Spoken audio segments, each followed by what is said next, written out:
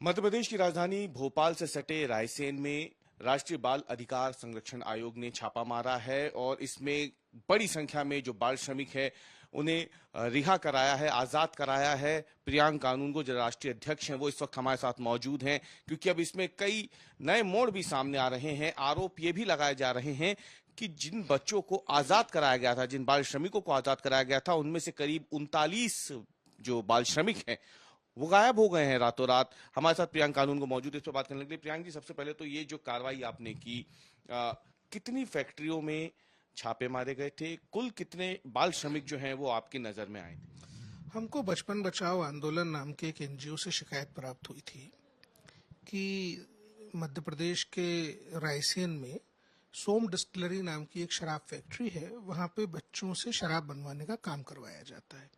इस शिकायत पर मैंने आके वहां पे इंस्पेक्शन किया, टीम लेके आए और हमने वहां पे कुल 58 ऐसे किशोर और नाबालिग पाए जो कि शराब बनाने के काम में लगे हुए थे। अब इसके बाद एक पूरी प्रक्रिया होती है जिसका पालन करना होता है, जिसमें वो बॉन्डेड लेबर है, यानी एसर्टेन करने का काम एसडीएम करते हैं। उनका रिहेबिलिटेशन, वो कहाँ रहेंगे, उनकी काउंसलिंग, उनके मेडिकल के लिए आदेश, उनके रिस्टोरेशन के, उनके रिपेट्रिएशन के आदेश, ये सब सीडब्ल्यूसी करती है। तो हमने कलेक्टर को आग्रह किया कि आप लेबर डिपार्टमेंट, एसडीएम और सीडब्ल्यूसी के सामने बच्चों के प्रोडक्शन की व्यवस्था करें। चूंकि वो जिला बाल संरक्षण इकाई के प्रमुख होते हैं, इसलिए उनका एक दायित्व है।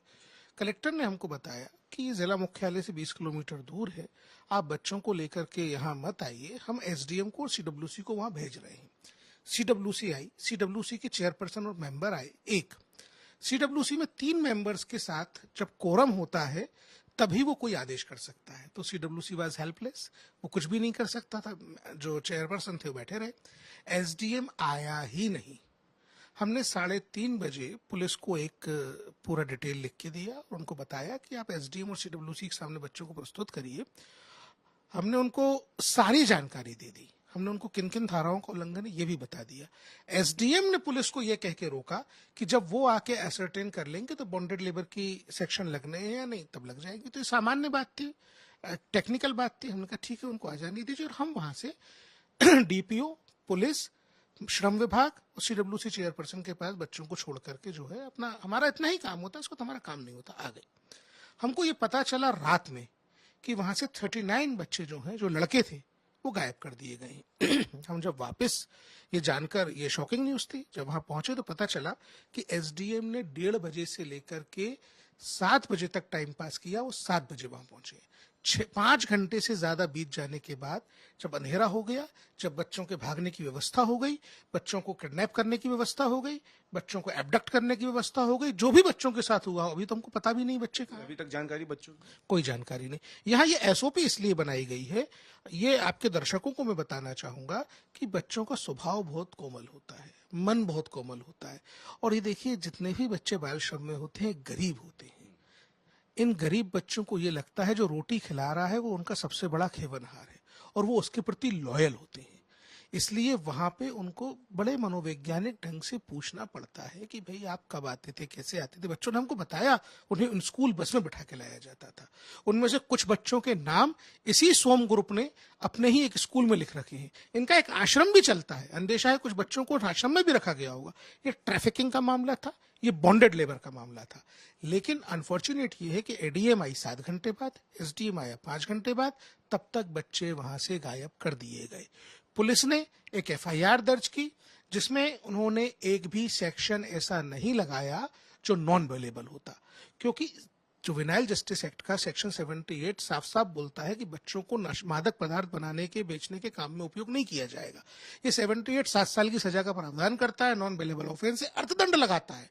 और इस पूरे मामले में बॉन्डेड लेबर होना, बैक वेजेस मिलना, उनको MC Mehta versus union of India supreme court order का मुआवजा मिलना, बच्चों को 5 से 10 लाख रुपए दिलवाता, उनका जीवन बदलता, ये सब बातें उनको बताई जानी थी, उनके स्टेटमेंट लिए जाने थे। उसके पहले उन्हें वहां से उड़ा लिया गया। हमने रात में 1 बजे तक पुलिस के साथ माथापच्ची की, उनसे आग्रह किया बच्चे ढूंढिए, एफआईआर करिए, कोई सफलता नहीं मिली। इसमें एक बात मैं आपको और बताना चाहूंगा, जो एफआईआर हुई है वो बच्चों से श्रम करवाने वाले मामले में भी हुई और वो एफआईआर भी परिपूर्ण नहीं है। बच्चे गायब करने के मामले में हमको आज तक, अभी तक कोई एफआईआर करके नहीं दी गई है। अच्छा, इसमें एक आपने जब ये पूरा मामला पकड़ा था तो मुख्यमंत्री जो है मध्य प्रदेश के वो भी सामने आए, उन्होंने भी इस पे एक्शन लिया है। कई अफसरों को निलंबित किया गया है यहाँ पे। क्या आप इस एक्शन से संतुष्ट है या आपको लगता है कि ये छोटी मछलियां? एकदम संतुष्ट हूं।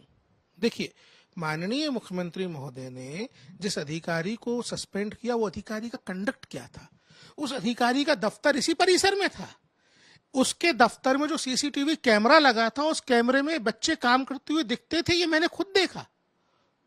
और वो अधिकारी 4 बजे, हमने 3:30 बजे वहां से आए, 4 बजे कलेक्टर को एक प्रतिवेदन देने गया और उसने बोला कि ये जो बच्चे थे 59, ये अपने माँ बाप को खाना देने आए थे। बच्चों के हाथों की गली हुई चमड़ी नहीं दिखी उसे।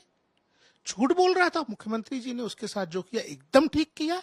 और बाकी जो अधिकारी इन्वॉल्व हैं, एक बार बच्चे मिल जाए, हमारी प्राथमिकता यह है कि बच्चे मिल जाएं। उसके बाद इन सबको भी नहीं छोड़ा जाएगा, इन सब पर भी कार्रवाई करवाई जाएगी।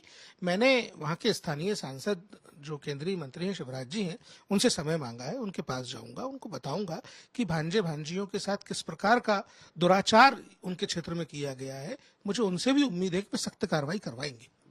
बात करने के लिए ये थे राष्ट्रीय बाल अधिकार संरक्षण आयोग के राष्ट्रीय अध्यक्ष प्रियंका कानूनगो, जिन्होंने एक बार फिर से मध्य प्रदेश में जो बाल श्रमिक थे उनको लेकर के झंडा बुलंद किया और छापामार कार्रवाई करते हुए कई बाल श्रमिकों को उस फैक्ट्री से आजाद कराया। लेकिन अब एक बड़ा सवाल बना हुआ है कि जो आरोप लगाए जा रहे हैं एनसीपीसीआर की तरफ से, वो ये कि जिन बच्चों को रेस्क्यू कराया गया था उनमें से 39 बच्चे अभी गायब है, जिनकी कोई जानकारी फिलहाल नहीं लग सकी है। रवीश पाल सिंह, भोपाल, आज तक।